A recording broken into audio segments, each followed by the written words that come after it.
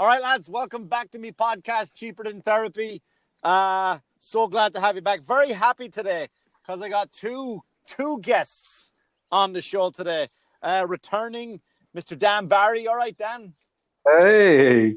And new to the Cheaper Than Therapy podcast is Mr. Anthony Didiminico. What's going on? How are you? Good, lads. Good. So we're just kind of talking there beforehand, before we came on, about I always like to give a guest kind of heads up about what we can talk about, and just in case I don't want to go on a road and embarrass somebody.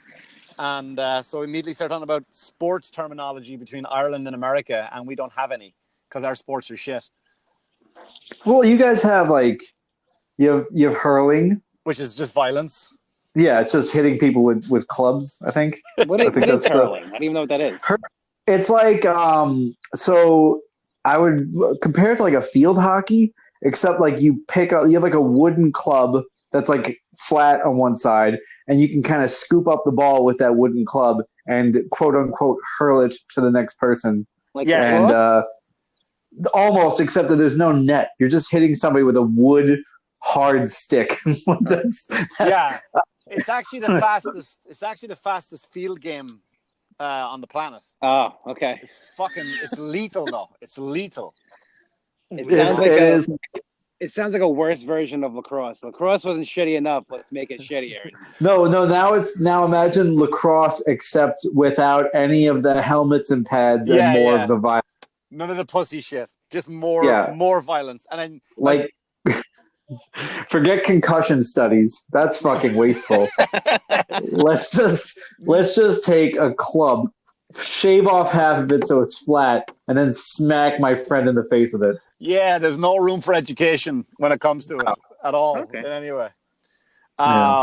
So before I kind of really kick the show off, lads, I don't know if you heard.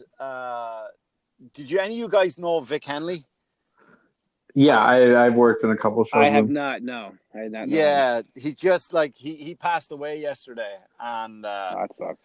Fuck, man, it's just he was one of the nicest guys, and everyone says that about someone when they go. You know, they won't say it when you die. Don't worry. No, I know they won't. If you worry about everybody, don't worry, man. Yeah. Some people cry when people die. When Mick Thomas dies, you're going to hear, whew, thank goodness.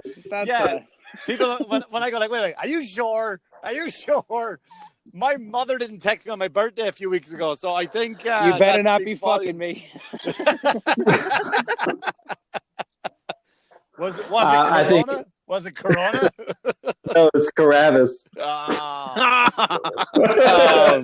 Inside joke. I got so yeah, but like he, I was talking about last night with who was I talking to? I gone blank with names. A comic last night. I'll think of his name in a second.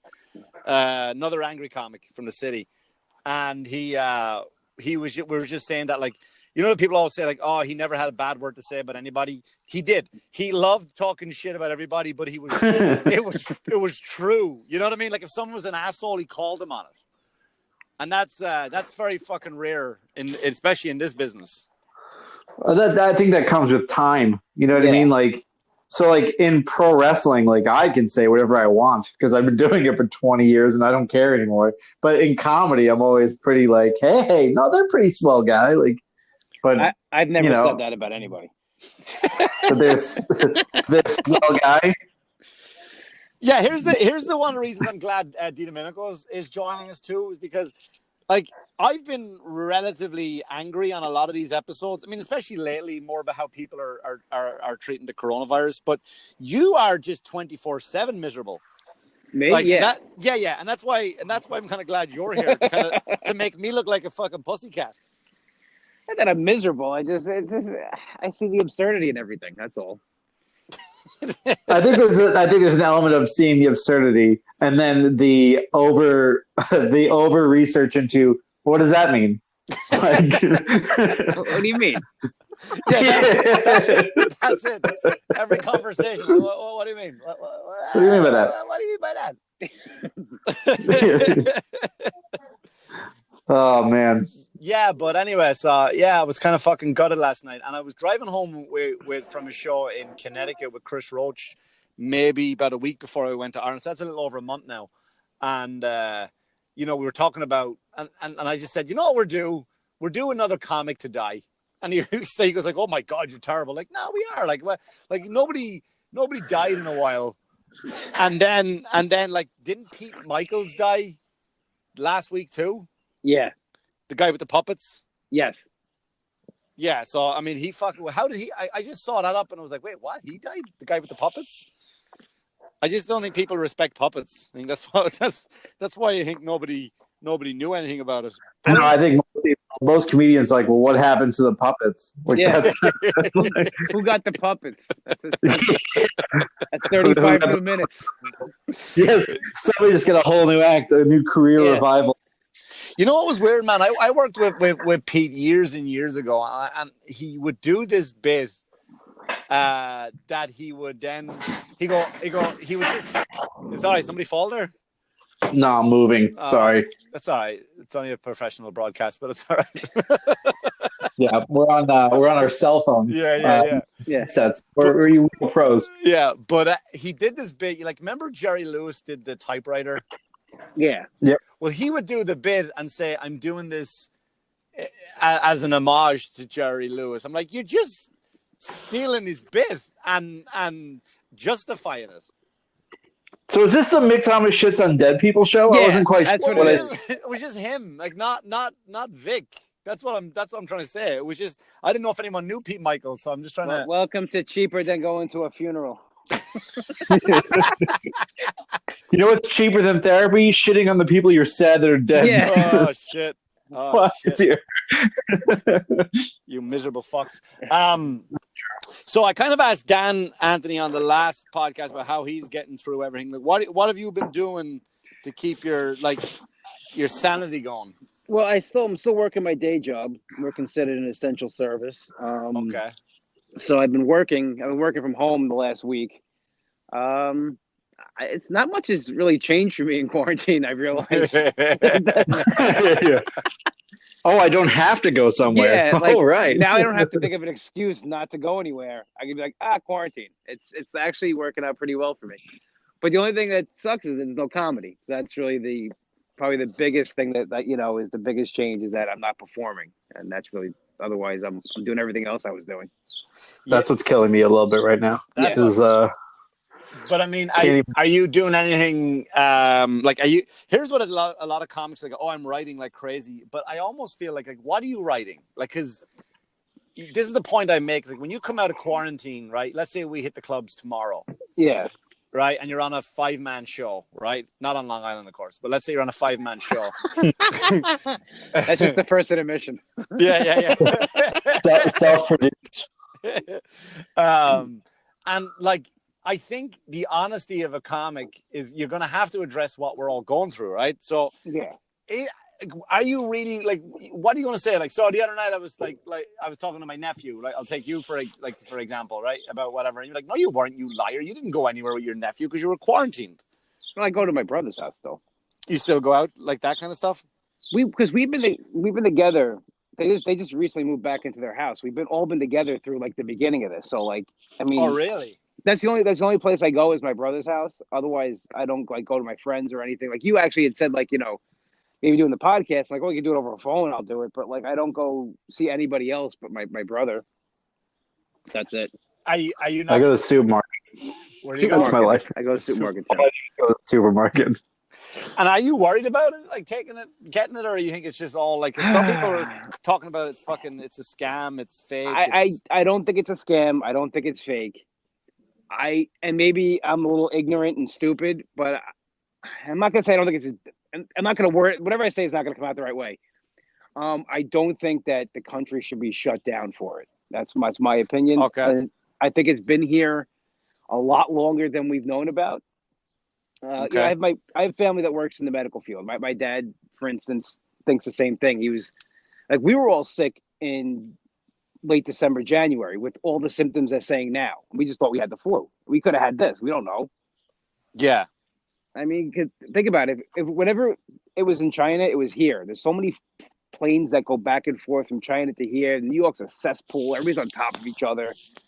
I mean, I don't know. I'm not saying it's not serious because people are dying from it, but if you look at I'm just saying that the as much as it's not, I mean, everyone's saying like more people die from the flu. It's like, yeah, but like this is actually sweeping. Like it's not considering its inception, it's sweeping faster and more dangerous than anything else that they've seen prior, which is why they're doing what they're doing. Well, I get right? that. Like it's sweep. It's a new hit, sweep of the nation, but it's because it's so contagious. That's the problem. It's but I don't know. I'm not a doctor. I'm not a medical professional. So to me, but you're not actually dying of the flu though. It's not the flu that's killing you. It's the symptoms, the swelling of body parts that is causing a lot of these issues, and that's the problem that they're saying is that if you're not healthy. So I mean, but I mean, issues. Well, did you hear about that Olympic swimmer? 31 years old, gold medalist. He got it, and now his lungs are permanently damaged from it. Like, and that's an Olympic swimmer, which I think is the top of the food chain when it comes to athletics, right? I'm not saying it's not serious. I don't know. Oh no, I'm not debating. I don't want to turn the show like, oh, well, sorry guys, he was an asshole. But yeah, everyone's entitled to their opinion. But like, I kind of agree with you too, and disagree. But like, I think if you want to do this shutdown thing, right?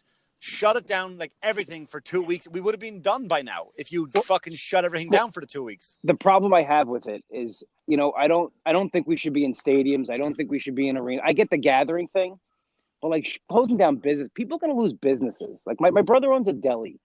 It's a privately owned business. He could, he can come out of this losing his business, something that he built from the ground up. Like that, I feel really bad for. I mean, that's something that I don't think should happen. Yeah, that's just true. No matter what, though, like I feel like a lot of small businesses are falling into the same. They're all fucked, basically. That's the truth of it. Yeah, because there's no parties. He's not doing catering. The schools are closed. He's not doing school lunches. It's right. But like I'll say this: a lot of those small businesses are Trump supporting. I'll use that as like the phrase I'll use. They're very like. Here he goes. No. This is not. I'm not. I did this podcast with Mick when the whole thing happened. Like I'm not even shitting on Trump for any of this because it's not. Okay. You know what I mean? It's not my stance on this. My stance is much more like, I think that we all approach this naively, and then now we're feeling the repercussions of having naively approached it. I think the small businesses, if Trump's saying, "Hey, you guys have to shut down," he knows full well that is affecting the largest portion of his constituents. It is. So I agree with that. Okay. If he's saying that, my perspective is it's the right decision. You know what I'm saying? Like, if he knows it's going to fuck over a lot of people who vote for him and he's still doing it, it's like that something has to be said about that. That's how I would look at that. I'm not looking at it from the perspective, you guys all know my political stances, but I'm not like, this isn't me like on a perch. This is me saying like logically, like this seems like the right call if, he's affecting a lot of these, red businesses, so to speak. But the thing that came away from me was after I saw what was happening, and this was the first time I've lived here 15 years, where I thought I was embarrassed about how everything was handled, and I literally thought that, especially Long Island, it's not me shit on the country, this is me shitting on Long Island right now. Was that I actually thought we were in Springfield from The Simpsons, just that level of morons. How they think it won't affect them in any way whatsoever. And I was like, are you fucking guys serious? Like people just out and about, like everything is normal and business. Like here's what pissed me off. And I ranted on this about 2 podcasts ago. Like right outside my house, they started this parade for, these new mobile birthday parties, right? Whereas like, if you can't celebrate your birthday, so what they'll do is they'll have this parade of cars drive by your house, honk, happy birthday. Like Long Island people can't even say to their kids, sorry guys, we're going to have our own little birthday party here, but you have to go without this year, without attention. But Long Island people can't even fucking do that. Like they have it's to not even the rules. Kids. It's like the parents. Yeah, it's always the parents. But you can't even go ahead. No, I was just gonna say like I understand this sort of like attempt at normalcy. Like I really do like I understand like people being like, oh, like this is the way we solve the birthday problem. It's like, yeah, I mean, like it's because you can control that one little thing. You know what I mean? Where you can be like, oh, like we got to do this for Timmy's birthday because we couldn't have a party.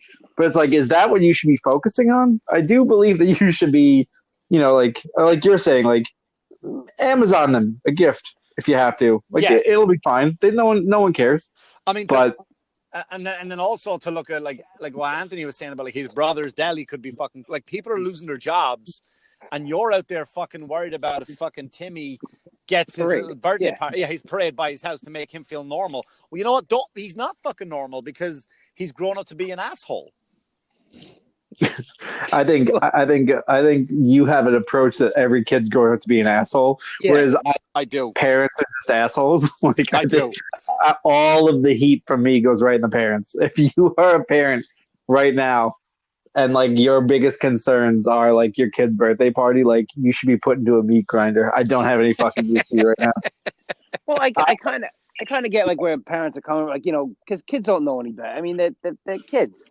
They don't know what's going on. Yeah, but like this is also a learning moment. But it seems like they don't want to give the learning moment of like, hey, times aren't always going to be easy. You know what I'm saying? Point. Like that's my. I grew up with no money. Like I was well aware of shitty birthdays. You know what I mean? Like just tell your kid like, hey, you can't get your gift yet because, and if they don't, I understand. Like there are certain ages of kids that are going to cry no matter what. They're going to be crying. But then like as they're into like the 6, 7, 8, 9, like you fucking tell them like, hey, we're in the middle of a medical issue. We really can't have you getting your toys. And then if they cry, you fucking say like, hey, this isn't a crime matter. There are people dying. Right. Then you're like, go lick an elevator button. Go on. Go lick a fucking elevator button. Well, that I get. That I absolutely get. But no, man. I think go ahead. Everyone's using this as like a way to like I don't know, comedians, I'll say wrestlers too, whatever. We're trying to use this to like fuel ourselves creatively. And there's that concept you were saying before about like people. You there, Dan? You cut off? You there? Like Dan. I don't know where he went. No, he must have hit mute. Probably yelling so much he just hit mute. Yeah. I think crazy. I think the phone just went nuts. My phone was like, no, Dan, don't say it. He was about to make a point, like, nah. But I was saying, everyone's talking about like going home and writing and all that other stuff. It's like, everything I'm writing is real dark. Like there's no joy in my writing. Like I'm afraid of delivering these jokes on stage now because people can be like, "Ooh, this guy's fucked." You know what it is? I started writing. A lot of stuff I started writing was about like what's going on and jokes surrounded about that. I'm like, you know what? This is going to be useful for a fucking week. That's my point. Like, what am I doing? Like, I'm sick of writing jokes about Tiger King, coronavirus, quarantine. Hell. Like I'm done. Like it's done now. I'm just writing opinions that are very unpopular. That's this is what I think, and this is why I think it. The one that I've been working on the most this week is that I think we should be able to hunt the homeless for sport. Because why not at this point? Well, that's going to be a fucking huge population of the country soon enough. That's what I'm saying. Like we can turn their hides in and get soup at kitchens. This is way easier. They're harboring the disease. You got to make it a point there, Dan. My opinion is there's only two ways to solve the homeless population, right? It's to treat them, bring them in from health education, mental health issues. They have to take them in, solve their drug addiction, their alcohol solution. You have to take these people in who have a mindset that's completely wrong, potentially medicate them. That's incredibly expensive. Or I can fucking hunt them. You know what I'm saying? I swear to God, I thought you were coming up with a real solution. It's like, oh, look at that go. And but that is his real solution. That's what he's telling you. Real solution is step one, but we're never going to do that. So, get a hunter's permit for the homeless. And then if someone looks homeless, you can kill them. Now, here's the thing. This also means that people are going to have to start dressing better. Because if I think you're homeless, I'm going to shoot you. I don't care if you're on the plane next to me. You are going to get shot. I don't care if you're sitting in first class next to me. Yeah. You're still homeless if you look at socks and sandals and an old hat, a shirt you got from Bermuda in 1996. You're fucking dead. So what's the dress code now?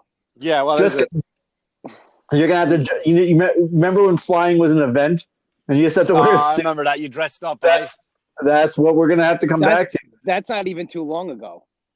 Yeah, Because that's what I'm saying. We gotta go back to our core values.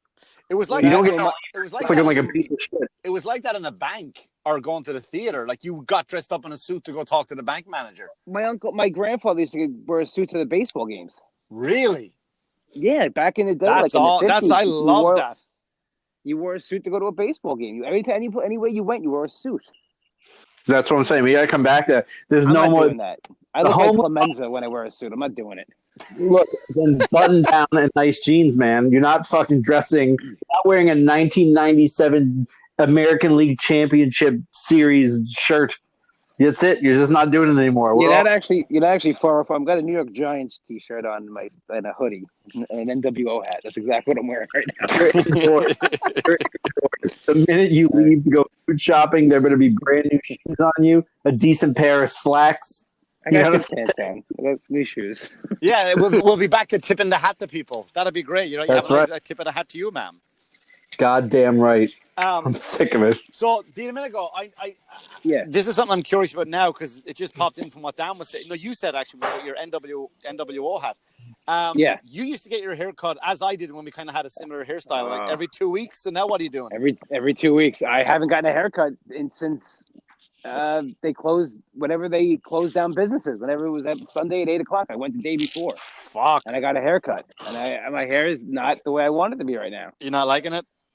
I'm thinking of seeing if any. I'm actually tempted to have somebody come cut my hair. I'm really. Oh shit, man! I've seen some horror stories online about that shit. I would stay the fuck away from that. I'm gonna shave my head. I don't care anymore. Why? I was thinking of doing that too. I was thinking of actually shaving my head and I don't like when my hair gets long on the sides. My grays show. I'm 40, but I look like with my haircut, I look like I'm like 30. Well, here's the thing. You're not going to show anyone your hair except that guy you work with. You know what I mean? Like, who gets a shit at this point? But I know. But I'm still on social media. Yeah. I'm just hiding pictures of myself. Yeah, I don't give a shit. I let my hair grow long anyway. I like my hair long. I don't give a shit. I don't like my hair long. I'm losing mine, so I don't really. It grows long. It looks odd. I don't like it. So let me change the gears on this for a second. I was saying like how I thought people on Long Island were like the Simpsons for the stupidity how they're handling this case. It's all over the country. It's not just Long Island. Oh no, it's not just Long Island. Because did you see in England and now in Ireland they're doing it?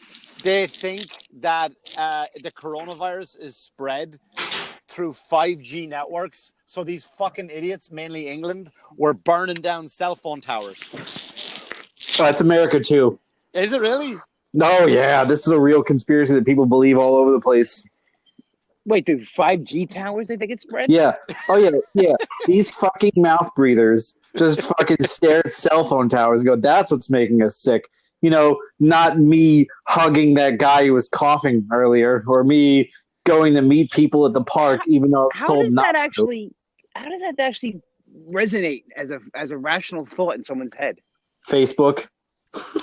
Yeah, man. People just want to feel part of something. It's like the flat earthers. You know what I mean? But here's the thing, Mick. You're gonna get people responding to this podcast to you who are gonna be mad at me and Anthony for not taking it seriously. No, I will. Yeah, it's gonna happen, and you'll see. And it's like, no, we won't. And then they're like, well, we burned down all those 5G towers, and now have you noticed the deaths are going down because they're gonna be that false equivalency bullshit. But they just is that why I had to restart my Apple TV a couple of times during WrestleMania because they're burning down these towers? Oh, did you? That's exactly what it was. So there was coronavirus affecting that WrestleMania in every single way. Yeah, damn it.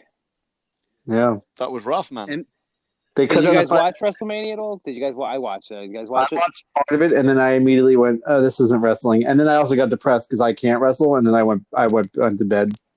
I tried to watch it on online somewhere for free, and because I canceled my subscription about 2 years ago, and I just couldn't find it, and I gave up looking, and I was fine with that. It was actually better than I thought it was going to be. I mean, I guess the idea, the concept is, I guess, is kind of monumental, right? It's kind of interesting to be part of that, to see that a WrestleMania with no audience. Yeah, it was very weird because you had these. It was it's weird like when you have like the false finishes, Like the crowd's into it. Yeah, like, yeah. And then like when they just pinned somebody, it was like, oh, okay. They just pinned. It wasn't like anything leading into it. It was just like, oh, it's over. All right. I saw people coming out onto the ramp and like putting their hands up like there was a full arena. Like, dude, who you showboating for? Nobody's watching you right now. Yeah, they were looking around. Yeah. Because they were like practicing what they normally do entrance, and it's like, it's so uncomfortable. This is for you in the back row, Ma. No, she's not there. Nobody's there. What the fuck's wrong with you? I think like if you look like an AEW like puts wrestlers like near the ring without being next to the ring, so that like they have like social distancing, and that's their whole concept is like, look, we need to have some level of noise. And WWE's like, no, it makes our people look weak. But at the end of the day, everyone looks stupid, and it sucks. I just can't do it. Couldn't they just like get one big green blanket and just green screen an audience in from another WrestleMania? Just pipe in responses like it's 1997 WCW. Yeah. You know, I don't know if I. People was Well, they did that. They did that with America the Beautiful. They did the whole Vince McMahon, Aretha Franklin. Oh, did they really?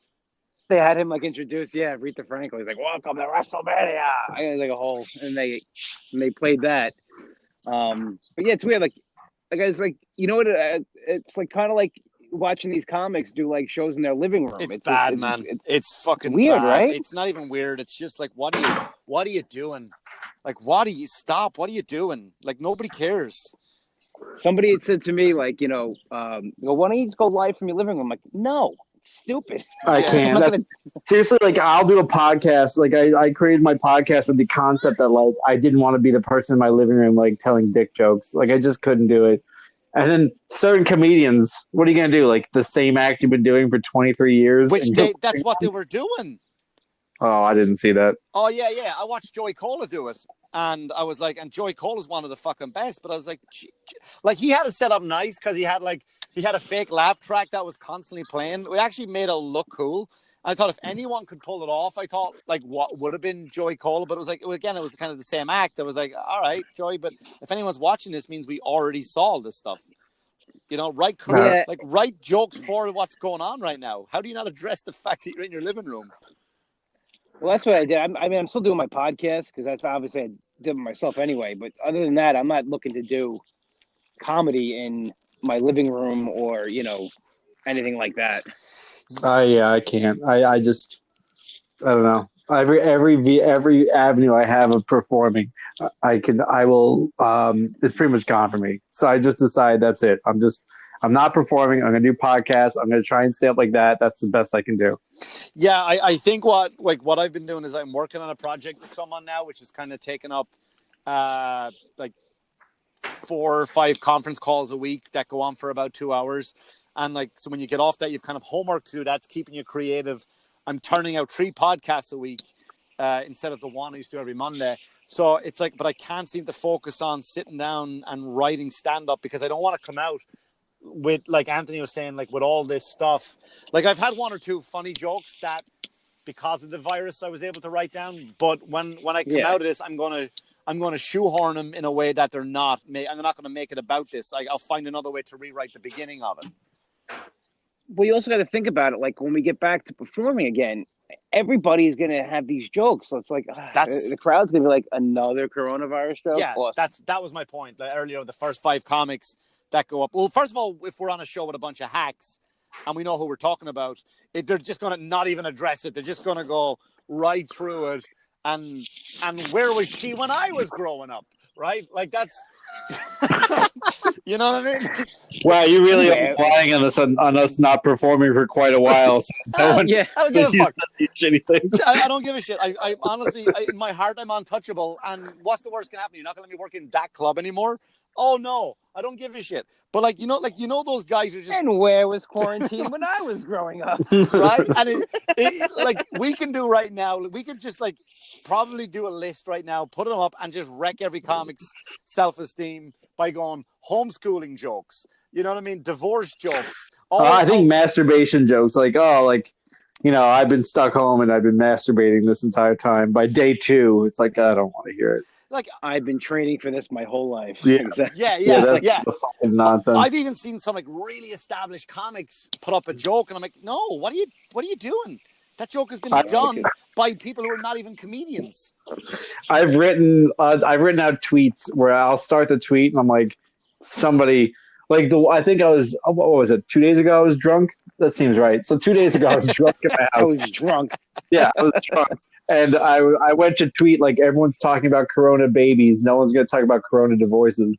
And then I was like, let me just look on Twitter for this. And I went, oh boy, there it is. And I just threw my phone. That was my night. I've lost all sense of uniqueness. Yeah, man. Like you. It's just that's what. And you know the sad thing is too, though. Like it's like I think now is the time. When I say now is when this is over, we're going to have to. Comics especially going to have to step up their game because a lot of clubs are going to close their doors like for good, and they'll never open up again. So the amount of comics that are going to try get in there, they're going to have to. I mean, I'm saying have to as in like common sense would be, but we all know the people who won't give a shit.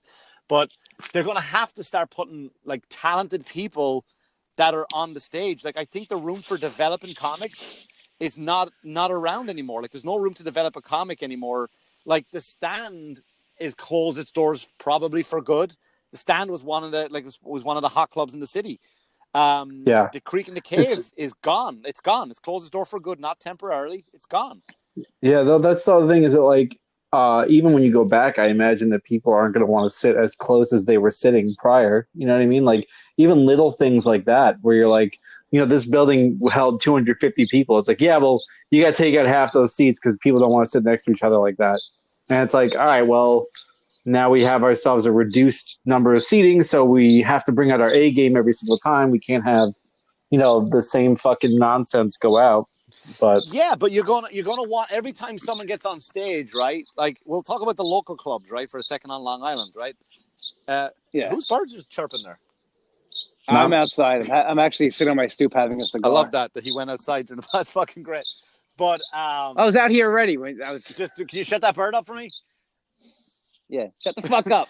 But I think like shit, doesn't speak English. Let's typical. It actually just flew away. That's fine. That's how grumpy Foreigner bird. You're like the reverse Snow White.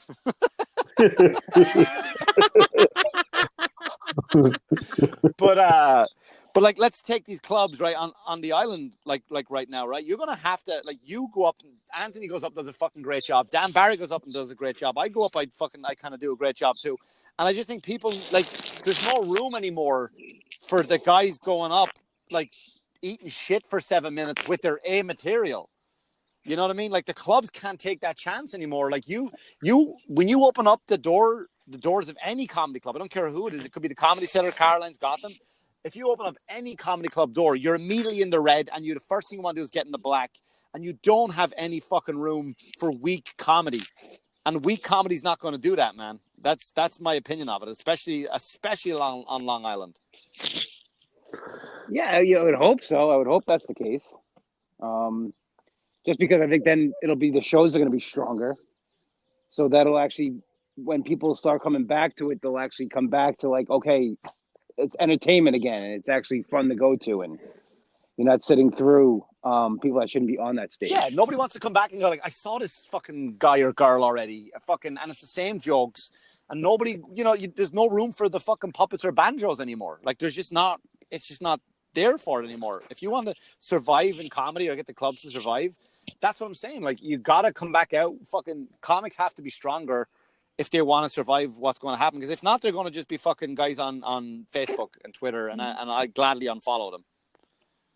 Yeah, I'm hoping that's not the case, where it's like, it's like everything I'm seeing on Facebook is going to be on stage. Because, like, as far as the jokes, like then it's going to be bad. Yeah. I mean, I just share shit that my brother sends over, like filthy, some of the like, I'm not sitting there creatively making memes, right? And we all know other comics who could just I know a comic there has millions of followers for just screenshotting someone else's meme and put it up. I'm like, how the fuck is that possible? So now I'm just going like, fuck it, copy and send. That's it. That's what I do. My brother sends me funny shit from Ireland, and I copy and I put it up, and that's it. That's all I do. That's all I fucking do. I just advertise things I'm selling so I can try and make money. That's pretty much all I've done. I bought a shirt. I know you did. You're a gentleman. I'm glad I want one for free, though. I'm glad you didn't text me about it after I did it. That always weirds me out when you do that. That's why I didn't this time, because I remembered that exact conversation. Oh, you like Well, the first time I bought a shirt, like he texted me. I'm like, you don't have to text me. And then I'm saying thank you, you idiot. I'm like, yeah, I have to do it. That's what happens when I buy something from Louis Vuitton. Like Louis texts me himself. He's like, "Hey man, thanks for buying that wallet." And I go, "Ha." But it was like the second I pressed place order, he was texting me about it. I'm like, that's kind of weird. Well, that just so you know, that should let you know how little I sell. That the minute something sells, I know who it was. You know who you're like. I worked with. Did you ever work with Pauly Shore? No. He has this. He has this thing on his phone that anytime someone Googles him, he gets an alert to his phone. So he was on stage and he kept going to the audience. I got another. Someone's Googling me. And basically what was happening was because the last time I worked with him, it was during the height of the Jersey Shore. So people were looking up Pauly and then Jersey Shore and then and he was getting all the hits for it. Oh, okay. And I was like, fuck it, that's Dan right now. Every time someone buys a T-shirt, all right, someone bought a T-shirt. Yeah, I send a thank you note. The worst is I have something called I have a shirt site where I sell things all of what we call Team Tremendous's warehouse, which is basically my garage, and because my garage, like if you went in there right now, you'd see like I just have like racks of shirts that we bought for WrestleMania, I bought for Ireland, like we have all these shirts. So I was just trying to put together like some level of like, whatever. So there's something called potluck. So you buy a potluck thing and you get like a selection of whatever I have in my warehouse. I grab at random, and like not even sizes, just like any size. No, if I'll say like if you request a size, I'll send you a specific size if I have it. If you don't have it, but a lot of people just pick potluck and then don't send anything else. So I have to like kind of just grab stuff, and I have a lot of like random. Somebody got I had like a lucha mask I got as a gift once. That's in one of the things. Like I'm just throwing stuff in. Like it doesn't even matter anymore. I want the lucha mask. That's already sold. Sorry, buddy. You should put our comedy albums in there. Just fucking really piss people off. Yeah. I'd rather just send them the blank CD if I can be honest. But I ever tell you it's on my Instagram page way down the bottom years and years ago. When the first album I did came out, Tommy Dunseith, he used to work there. He was at a thrift store and he saw my album, and it was for 50 cents, and it was signed to Diane, and he just sent it to me. He goes, "I guess Diane is sick of your shit." I'm like, oh fuck! There's a picture of me. I can't wait to like go to like a Salvation Army in like Boston and just see all of my shirts. Like that's a life goal of mine. Do you know it'd be great if you turn on the news and somewhere like there's a war in Kenya and like the boy soldiers are wearing Team Tremendous shirts. That's like, are those the good guys or the bad guys? The bad guys. Okay, good. They're just all right, chopping off arms and taking diamonds and like there's Team Tremendous. There's Dan's big fucking mustache on the fucking t-shirt. Yeah, better than you think I am. Really? Oh fuck! All right, lads, I'm going to leave it there. Dan, tell everybody where you can get those T-shirts from. Go to thedanbarry.com, and I have links for all of my podcasts, for my shirts, everything else. And tell them to promote some of your stuff. I want to talk to you next time, just one-on-one about your WW and all the great stuff you're doing over there. So if you want to just give that a quick plug before we go. Sure. You can find my podcast. It's the WW Bro Podcast at www.bropodcast.podbean.com. Also through my website, anthonydlive.com, and you can follow me on Instagram at ComicAnthonyD. All right, lads, thanks so much for joining me, and thanks so much, everybody, for tuning in. Any questions, comments, concerns, send them to my Instagram page, Mick Thomas Comedy, and good luck to you. Stay safe, and wash your hands, you dirty fuckers. Take care. Good luck. Bye-bye. See you later, man.